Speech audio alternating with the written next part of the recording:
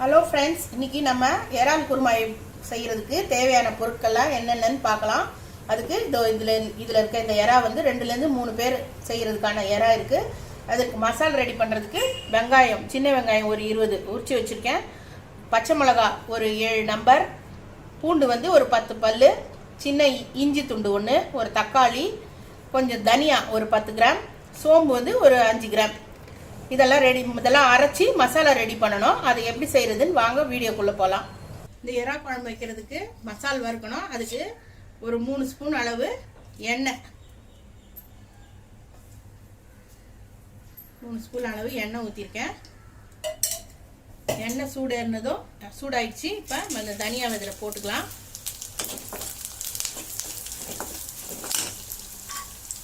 Slow ஃப்ளேமில் வச்சு தான் வறுக்கணும், இல்லைன்னா நம்ம தனியாக தீஞ்சு போயிடும்.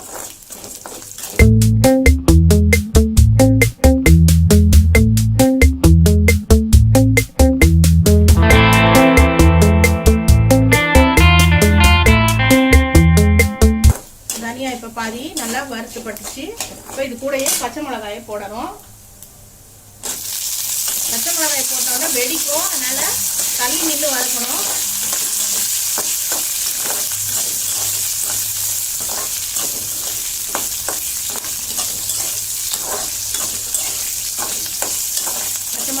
எண்ணெயில் நல்லா வதங்கட்டும், வெடிக்கும், அதனால கொஞ்சம் தள்ளி நின்னே செய்யணும்.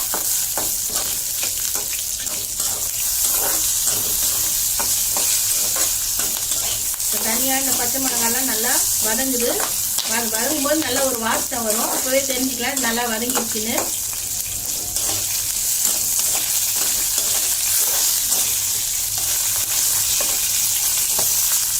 பாருங்க, வெடிக்குது பாருங்க. அதனால தள்ளி நின்று இதை வதக்கணும். முகத்தில் படும், இல்லாட்டி இதில் எண்ணெயில் வச்சு இந்த பச்சை மிளகாயை நல்லா வதங்கட்டோன்னு அது நடுவில் தள்ளி விட்டால் நல்லா சீக்கிரம் வதங்கிடும்.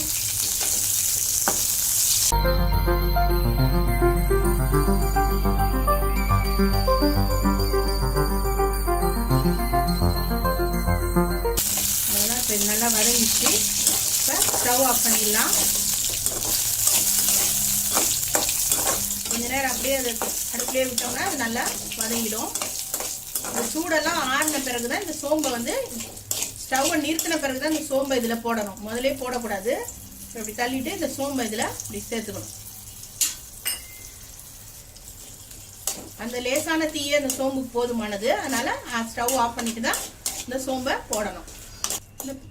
இந்த தனியாவும் பச்சை மிளகாவும் நல்லா வதங்கிட்ட பிறகு ஸ்டவ் ஆஃப் பண்ணிவிட்டு இந்த லாஸ்ட்டில் அதை சும்மா கொஞ்சமான தீயிலேயே இந்த சோம்பை போட்டு வதங்கணும். முதலே போட்டு வதக்கக்கூடாது. லாஸ்ட்டில் அந்த சூடே அதுக்கு போதுமானது.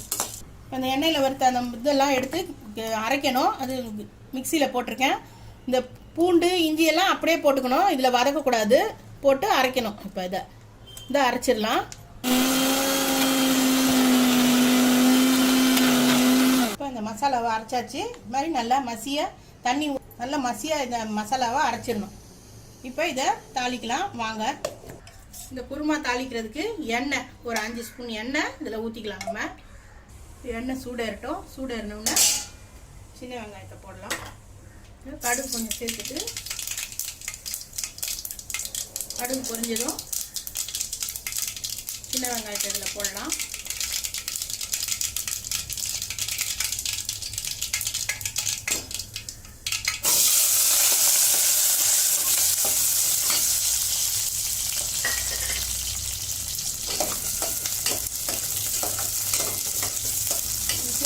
கல் உப்பு சேர்த்துக்கலாம்.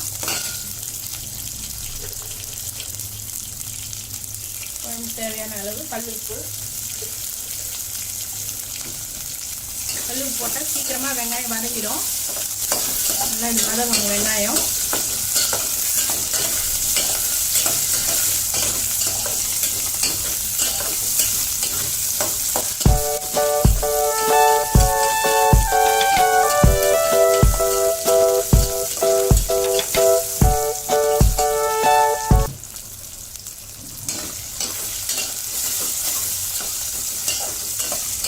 வெங்காயம் நல்லா கோல்டன் ப்ரௌனாக வந்துடுச்சு.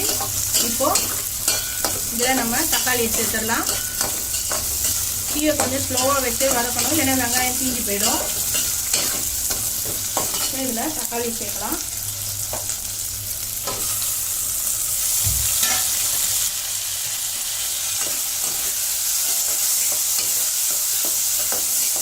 தக்காளி நல்லா வதங்கட்டும். தக்காளி நல்லா வதங்கலைன்னா அப்படி அப்படியே நிற்கும். நல்லா வதங்கினா குழம்போடு சேர்ந்த மாதிரி இருக்கும்.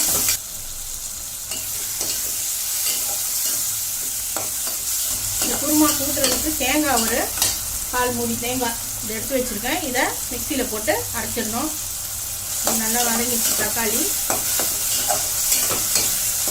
இந்த அரைச்சி வச்சுருக்க மசாலாவை இதில் சேர்க்கலாம்.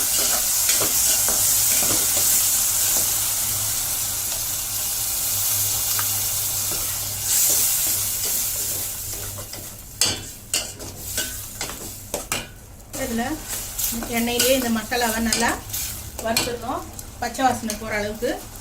இதில் கொஞ்சம் மஞ்சள் பொடி சேர்க்கலாம்.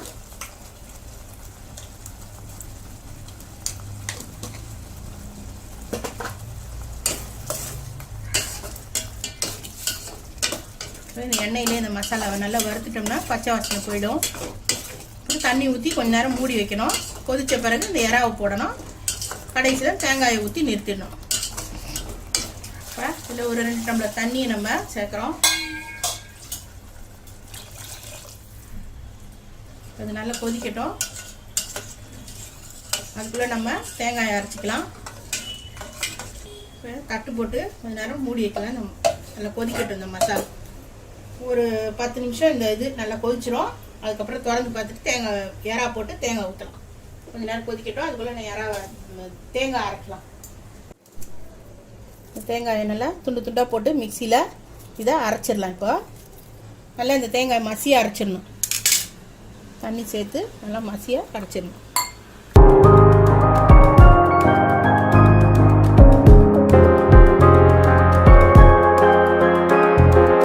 தேங்காய் இது மாதிரி நல்லா மசியாக மிக்சியில் அரைச்சிக்கணும்.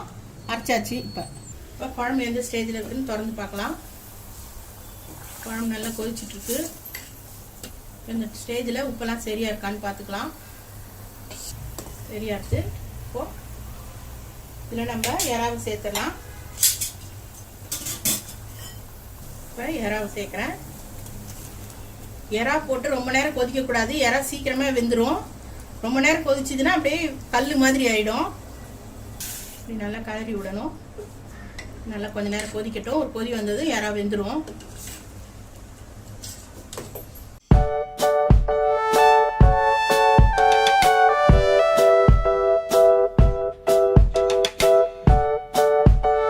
உப்பு சரியாக இருக்கான்னு பார்க்கலாம். இது நல்லா கொதிக்க ஆரம்பிச்சிருச்சு. இறால் வெந்திருக்கான்னு பார்க்கலாம்.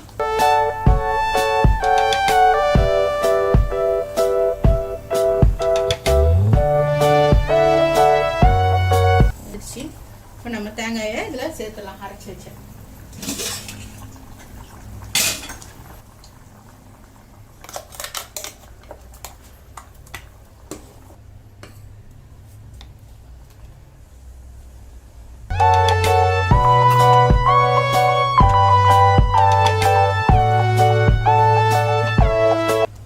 தேங்காய் ஊற்றுற பிறகு கொஞ்ச நேரம் நல்லா கொதிக்க ஒரு கொதி வந்ததும் நிறுத்திடணும். தேங்காய் ஊற்றியும் ரொம்ப நேரம் கொதிக்கக்கூடாது குழம்பு.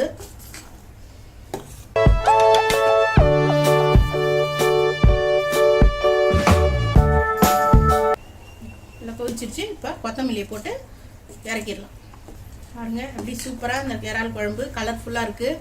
இந்த டேஸ்ட்டு ரொம்ப சூப்பராக இருக்கும். இது வச்சு சாப்பிட்டு பாருங்கள். அப்புறம் எப்படி சூப்பராக இருக்கும் பாருங்கள். இந்த இறால் குழம்பு பார்க்கும்போதே சாப்பிட்ற மாதிரி இது ரொம்ப சூப்பராக இருக்கும். அந்த டேஸ்டெல்லாம் இது. இப்போ லாஸ்ட்டாக கொத்தமல்லியை போட்டுடலாம்.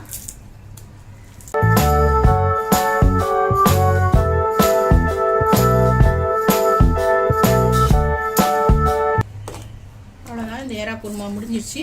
இந்த இறால் குருமா வந்து இட்லி தோசைக்கெல்லாம் கூட தொட்டு சாப்பிட ரொம்ப சூப்பராக இருக்கும். இந்த நீங்களும் செஞ்சு பாருங்கள். டேஸ்ட் எப்படி இருக்குன்னு சொல்லுங்கள். உங்கள் கமெண்ட்ஸை கமெண்ட் பாக்ஸில் போடுங்க. இது வரைக்கும் நம்ம சேனலை சப்ஸ்கிரைப் பண்ணாதவங்க சப்ஸ்கிரைப் பண்ணிவிடுங்க. பக்கத்தில் இருக்க பெல் ஐக்கானையும் கிளிக் பண்ணிவிடுங்க. தேங்க்யூ.